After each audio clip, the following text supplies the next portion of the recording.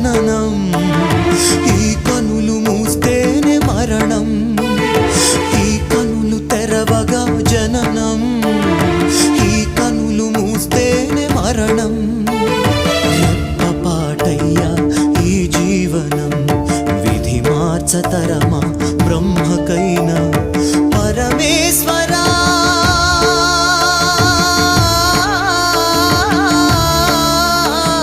పరమేశ్వరా కరుణించరావా Hara Hara Mahadeva Shambho Shankara Hara Hara Mahadeva Shambho Shankara